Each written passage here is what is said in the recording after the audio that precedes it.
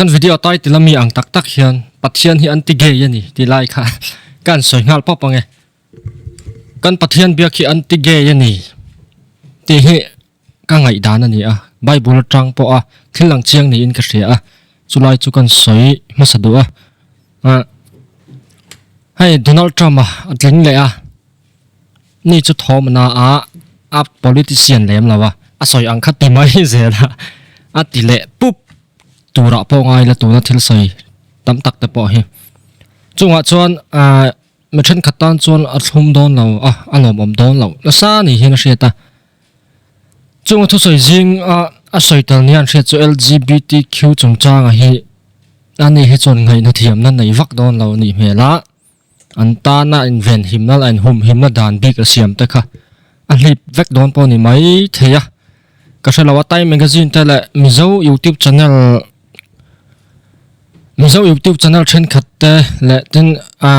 USA mizo news ti kha USA om mizo pa khang tem le hundang danga an report dan hian engemo a campaign na khang ho chungchang kha lesbian gay ti vel ho chungchang kha soyani ni om takani USA a chon Donald Trump alala thila pa ngai chawle don te po ani om eng po ni se ke ni a chon min ngong phalo shima India rama chon om je nei lem la Donald Trump kha he ke mi chungchang a kher kher chon mo Supreme Court kan nei a kan economy te chu eng tina mo chon a khoyang USA mewa USA thil in thak in lumlet dan vel he chon ama ero chu kan legal system te kan judiciary ti vel hi chu effect phalo na sa ti lai kha ka soi duwa hei ka ti lan san chu USA a chuan president room takan nei le dona chu wang chuan toy ho tan hun om lo ti Vincent Strong kam ang deuh kha enge an din mun tur chu kan hre chho je lang chu chuan India rama chuan kan hrianga IPC kan man lai po khan 377 na kha Supreme Court in hlip san chu fundamental right ne in kalatia an natural offense lawe fundamental rights ne in kalani ti wang khan hlipa chumi no thu thok na siam le chu ne in ang in ne kha same sex marriage kha fundamental rights in huam lo anti a chungan tan chan bera po chu sa khwana le namdun phungwang ani amai ro chu cha Supreme Court of vek hemi challenge hun hiran lo omle ta se phal ve pup to thei boka ti chon LGBTQ kan ti ang chi hawa kha India rama chuan khang an ni na ang khan pom tur an dik na chan vo ani an fundamental rights ani ti a Supreme Court in an in nei che kha phal sak lawa amak ang rang khop me in nei lon khoya mo sex mang se apoi ti chuang lawa chu thilom ji ani ama ero chu nu pa in nei pa ngai eng dan hoya po me chela mi pa in nei pa ngai tan dik na chan vo ro khom tu te eng mo khatiang dan manga an claim thin ang kha an ni chon claim eng man claim thei lo chan chu dan in a shet pui lo a recognize lo wangin ei nei na kha ti kha om je chu ni deuh maya khlai kha heta ila na te ron zong se khoya emo chu ngan ron zun na te chuan tuai ni wang emo khatiang huanga oma wang khan na lo pek do lo te tin van tlang pui pun lo en shana engemo clear shana lo siam te in khom na te po khoya po khatianga en clear shana ang chi discrimination kha in en shana kha a phal lawa ke ni ang thawa dik na chan vo pa ngai nei ni kan chan vo ang hin chang ve tur ni na zon na ani emo na tho na ani emo khoi huna po ni se ti kha an chan vo chu ani mar so in nei kha phal lo ni mai kan so yang en eng tika mo cholen sun ta lo om lai ani chuan an in nei te po hi an legalize thau mai thei ni tiang ani chuan chu wangin a boi thla ka kan sa khon nen chuan in ram te thau lo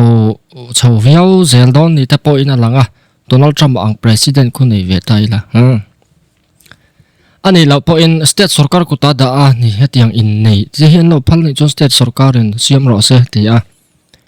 special marriage act thun lu torin amo eng tin kami hnuai amo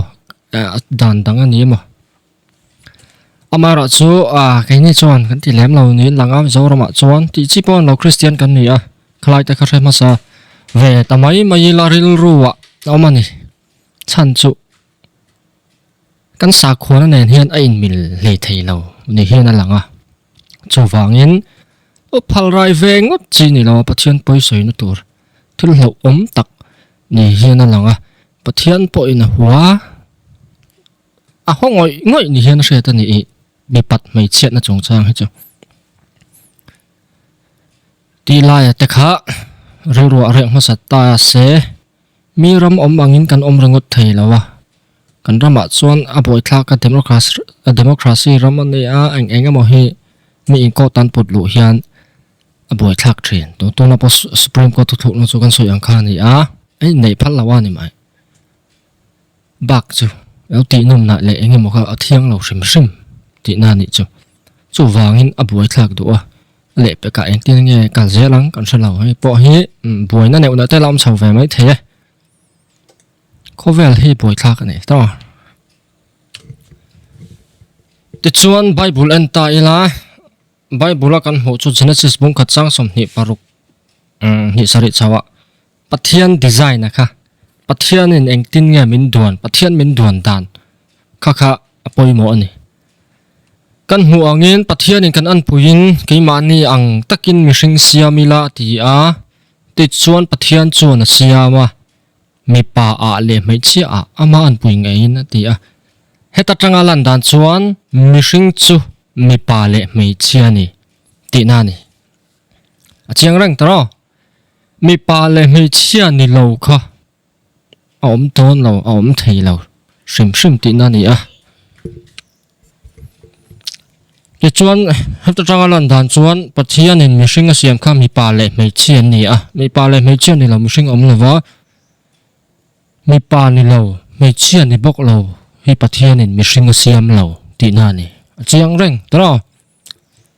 chu wangin hemi kan du tok lo kan kal pe ni chuan pathian poi kan khoyang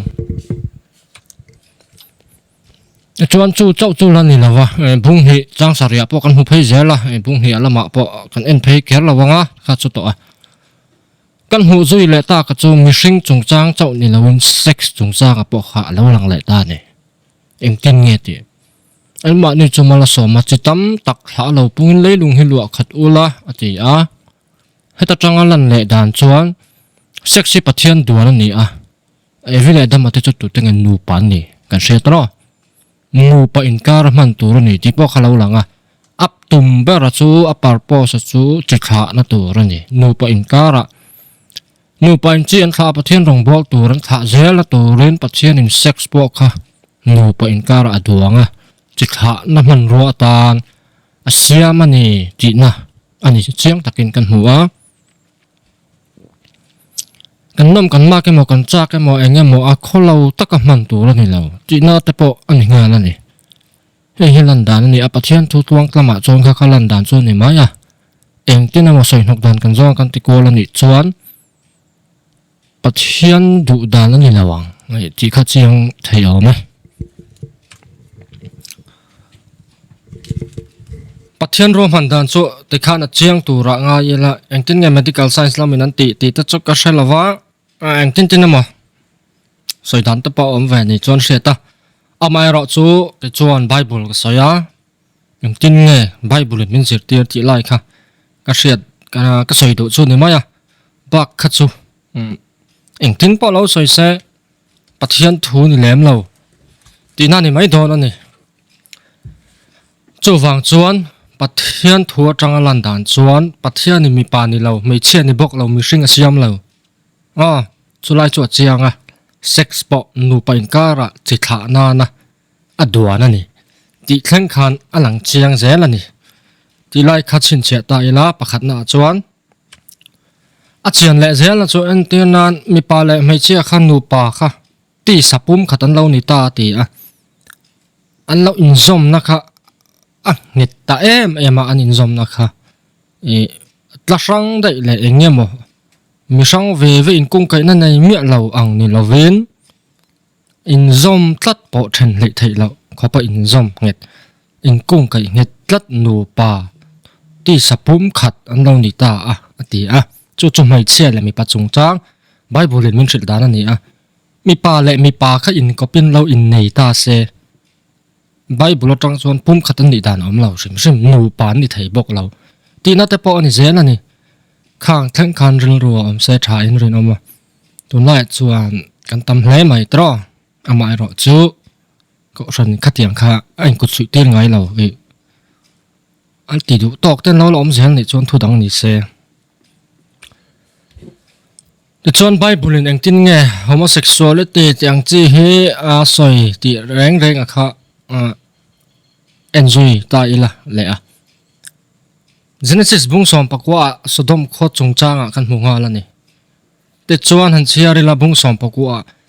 nima sela an mut ma in khuwa mi Sodom khuwa mi te ngai chuan veng tin ami zong apu ya pangin in chu an hual vel hloma tin lo ta chu an kawa ane na zan ina inhe na mi lo lut ta kha khonge an an ma ni kan pol thei nan kan hne na ron hroi chuak ro an ti tin lo ta chuan kong ka bula chuan an hne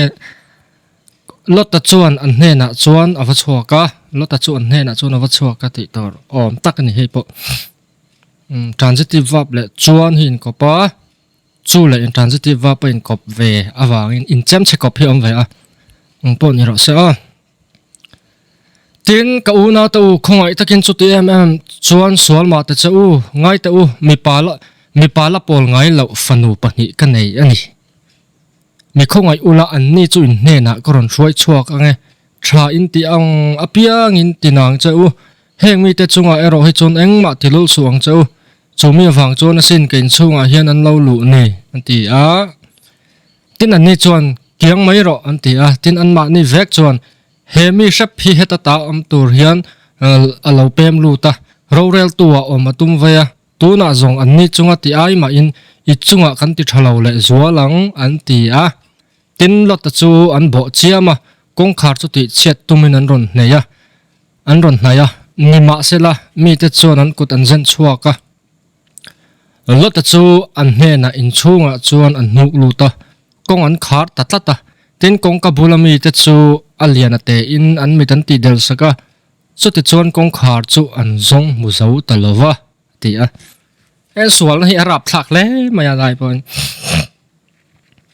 afanu te zo kapol tira tum point an du lo tlat maya ni arab thak khop ma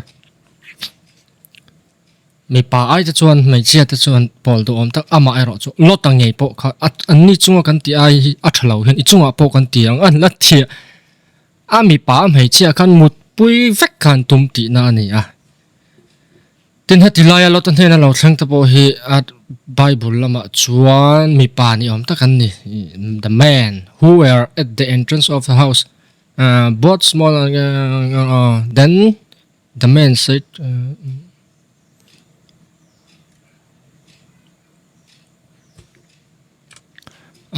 hey tahian where are the men who came to you tonight bring them out as that we may know them ti an lại lên đàn hi thu cụ đâu lắc kính an lật ni om tak ani một pui khan tu the man mi pa ni me la heng hau hi mi pa angin van ter kau kha ron lang ni om tak ani mei chia ai po khan lo la thanga an huru chuak ve le chu wang chun lo ta hun lai po khan he tiang sual na hi alo om ve rim to Sodom kho sual na po khan atel ve rim ti kha achianga pathian poina huwa an huru chuak em tu lai trong ka ma chon Sodomi ti kan rianga Sodomi ti chu tiang hur sual lo thil soina kha ni an ni na tur bak ka hur kha mi pa po mut pui zel mi che po mut pui zel tia sexual immorality an tiang chi in nei na pon lama me che po mi pa po kha tiang thil chi ang chi rim soina kha ani ve rim bok ani tu lai chon chung ta po chu sele ta ela chon theng ho sual na po hi anamai lo lo ta po kha an ni chunga kan ti ai thalo I chunga kan tiang te han lati ta deu le nga la arab thak em khai anamai lo ni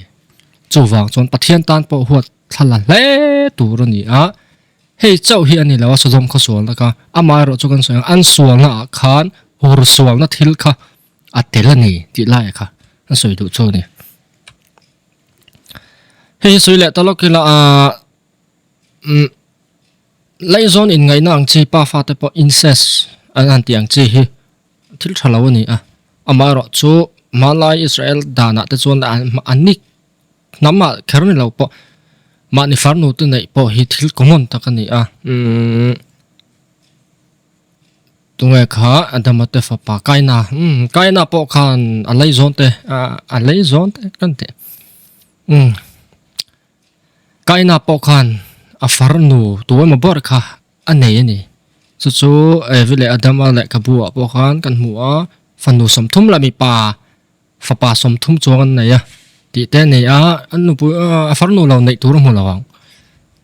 ti lai ha kan soi ve shim tu ti chuan nu pui lai zon ka dam chung chuan asarok na hlem turin nu pui la dam chung chuan inai kop tur ni lo ti tin mai chia a bol hlo dan pa nga ya bol hlo chung chuan asarok na hlem turin ipan tur ni lo ya thi nei lain alaka in te bol hlo turin ui re na po du lova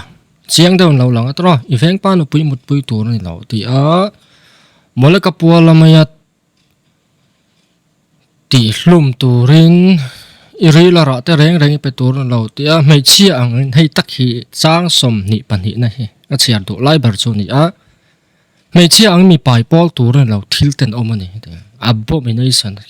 thil ten om lu tuk ani chu wangin pathian an du lova ho em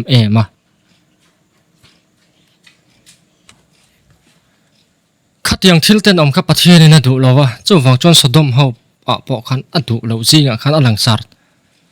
alangsar ber te zinga mi ni ti lai kha ria ta tha anga chan khatin sai enga ma dan zong na sai baudan om lawing ka ria mi pa kha me chiang mut puya pol kha arem ti lova chu te ne chon me chi le me chen khoya han kho savel po kha adu don lo ti a chiang reng ani boka chiang sa renga thuthung huya tangin kan hua tiang same sex marriage ni ema tiang man kholo kha thil ten omani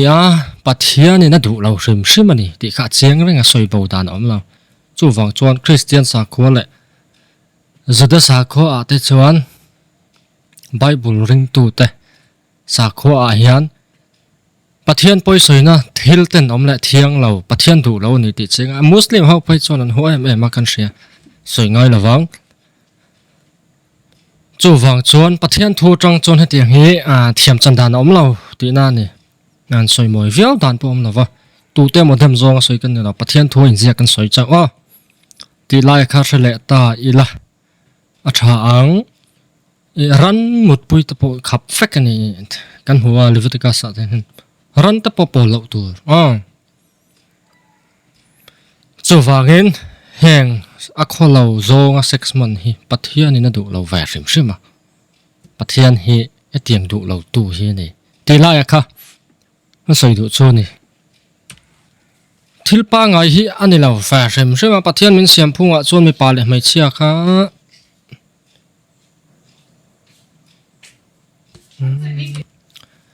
mi pa le mai chia khanin ne ya ampa kom lo sex po mi pa le mai chen ka ra nu pen ka ra man tur ni kan ti chu ti ani chuan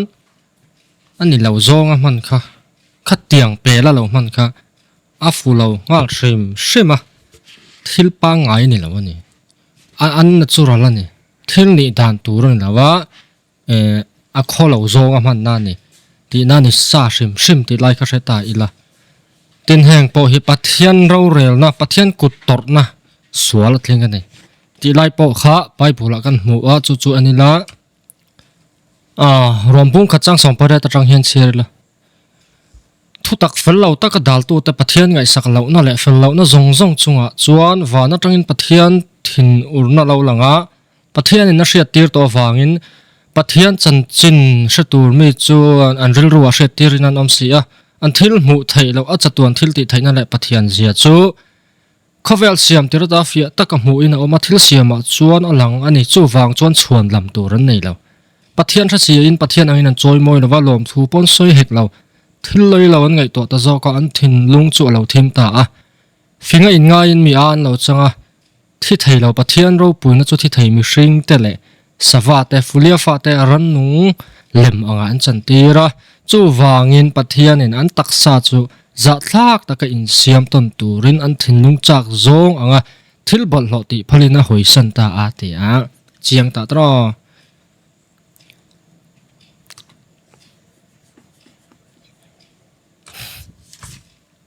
ta hian soi tur oma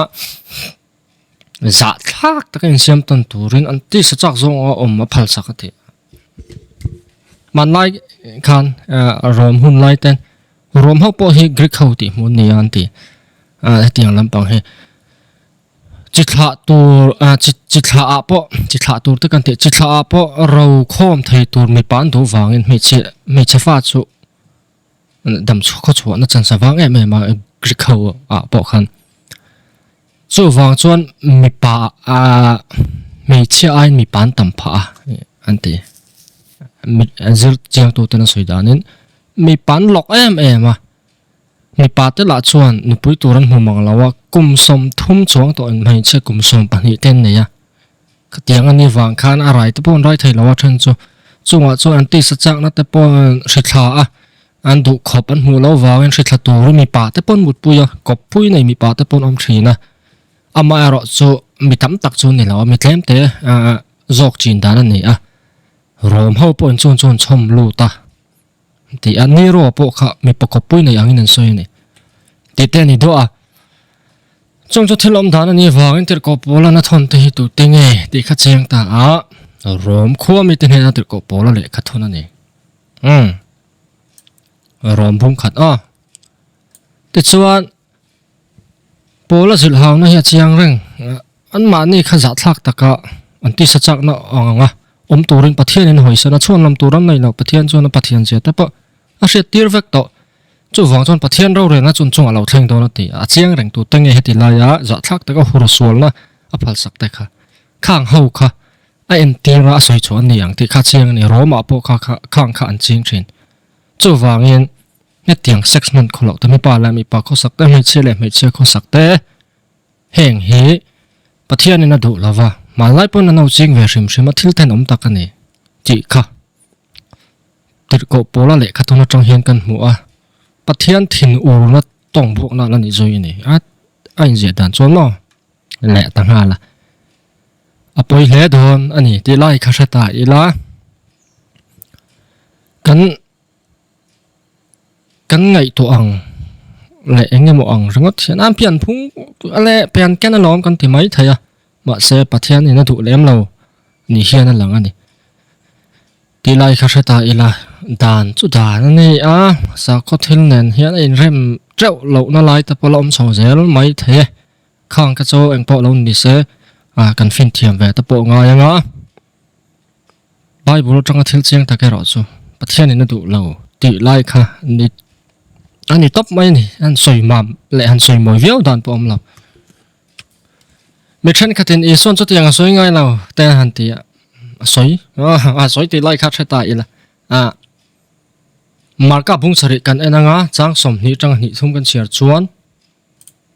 nge kan mu and he said what he comes out of a person is what defiles him for from within out of the heart of man come evil thoughts sexual immorality and the kul ani isuan hemi chung changa zertian he hriat thiam har ani mi than katlen an la ko ya eng tin amo an ti kha ni mi hring ko chunga ta lo chok chu ngai chuan mi hring ti bol lo thin ani ka lu tin ti bol lo la ve ti ver zertir khan hriat thiam po hara ma ro chu chung mi hring thin lung chunga suak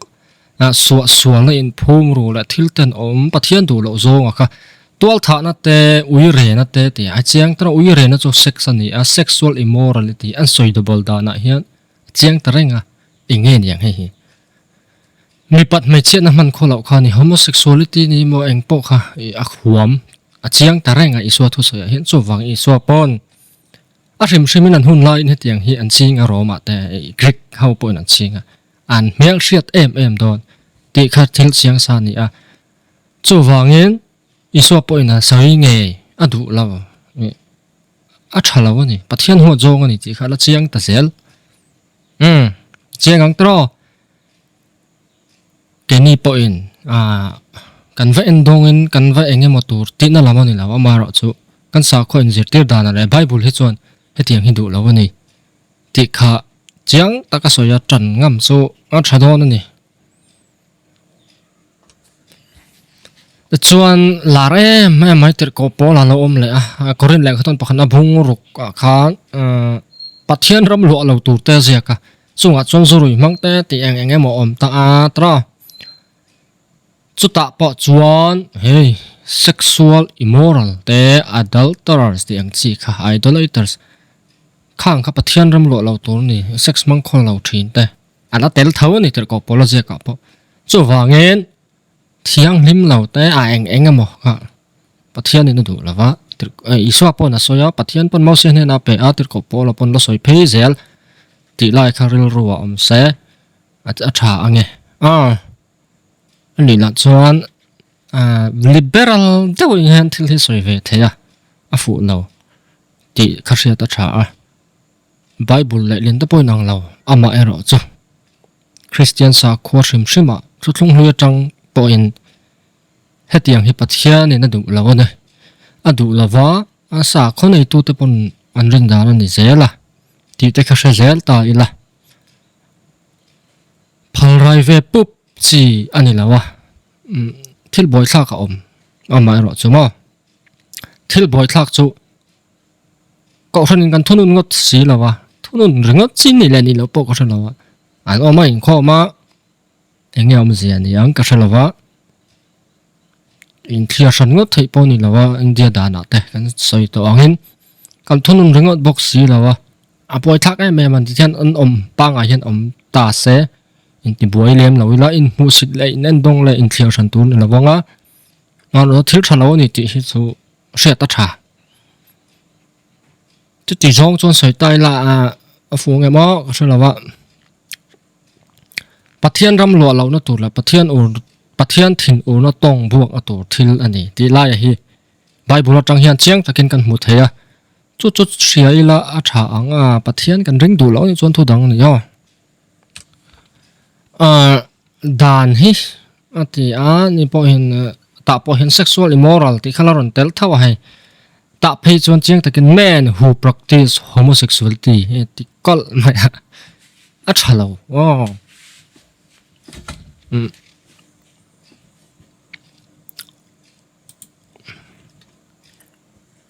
tu na mi hi ESV ni a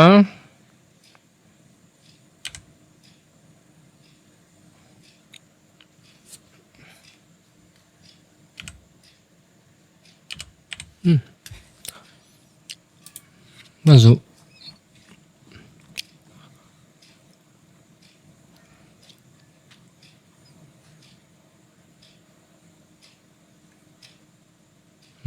tapo NASB ani ve thung hai he tapo sexual immoral homosexuals ai ti a bible he na mention a soi ve shim ti hi hria ta thakop pa heng chung chang ai ten ter ko pol ta hun lain pol ta mel hria torin pol phei chu wak zawa roma na rom lawa na khoi ma kwal char khan ni a thil a hran sa don ti a chianga chu wangin inge a soyang sexual immoral homosexual a chiang thokat viawani pathian tho atang chuan ani lawa ai nga ma so kan ngai do chuan yang po ni tin sexual immoral shim ma hi so yang kan nu pen kar ni lawa sex man shim ka a huam vek ani hun ma sex law man te no pang lu tu kena sex law man te eng ma pong sual ti tama huam veka ta homosexual ti kha an label ta nge le nga la ta yan chu ani af pathian thu tanga lan dan chuan khang khathil om dan ni hian hriata kan pathian hi ti chuan chiang takin soita ila hetiang thu lo tu hi ni a anti gay ni bok ti kha bible tanga lan dan chu ni kan pathian hi kan du lo mai thei man se pathian ni du lo tir ko pol phei chon thil hi adu uluk le zuala wangin rong bol tu tur la kau than upa tur ta po in nupui pakhat nei ti te khan ti dau khar khar zela kau than upa tur po khan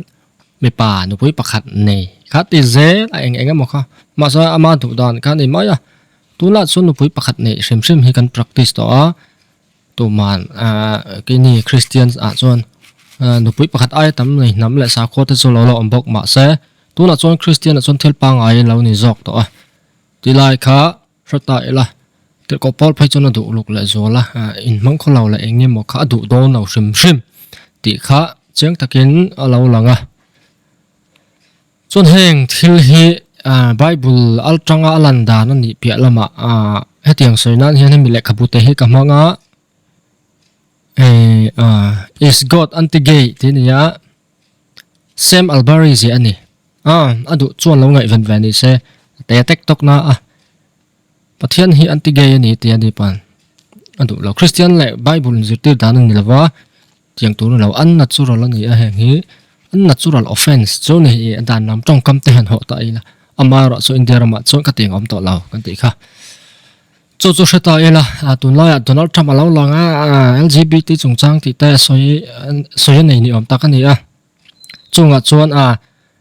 Bible antinga min zir ter US chuan thila kalpa ngai chhole don yang ti te kha covel thir ani chu wang chuan khami rula khana rem chang ema Bible tang hin nge kan hu the ti kha